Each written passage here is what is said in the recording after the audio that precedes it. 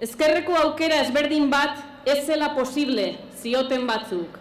Euskadin esparru politiko guztiak hartuta zeudela zioten. Hobeto ezer egiten ez baduzue, esan digute behin eta berriz. Posible dela erakutsi dugu, koherentziaz, lanaz, aktivismoaz. Euskal politikan dena ez dago esan da, gauzak alda daitezke, eta ezkerreko espazio hau eraldaketaren berme bakarra da. Horregatik, datozen hauteskundei begira, ezkerreko aukera gu gara, ezinbestekoak gara. Hauteskunde hauetan jokoan dagoenaren inguruan egiten dugu kanpaina, seriotasunez. Eta hauteskunde hauetan zerbait definituko bada, krisi honetatik nola aterako garen izango da. Ondo dakigunez, Euskadin daukagun arazo larriena langabezia da. Mikelek eta Isabelek esan duten moduan, hemen Euskadin ematen du langabezita zabasuagoa izateagatik ezkerrak eman beharko genituzkeela.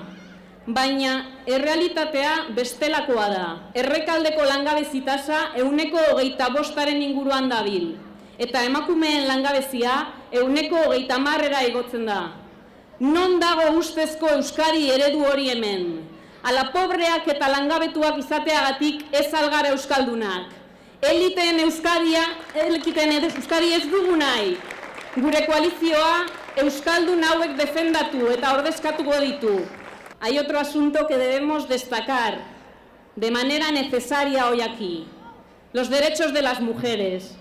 Hoy hemos podido escuchar al candidato del Partido Popular, al que por cierto aspiramos a superar en el corto plazo aquí en Euskadi.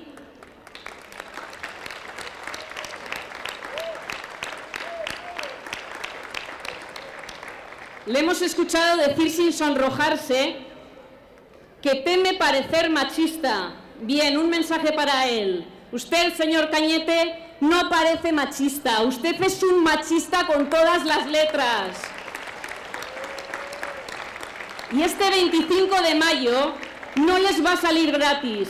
Ni sus excesos dialécticos, ni su empeño en la desigualdad, ni su contrarreforma de la ley del aborto. Cada uno de los votos que logre esta coalición va a querer decir una cosa muy clara: sí a los derechos de las mujeres. Así que hago un llamamiento a todas y todos para que salgamos a votar el día 25 de mayo y dejémosle a él y a sus ideas en el siglo pasado o en la Edad Media, que es de donde provienen.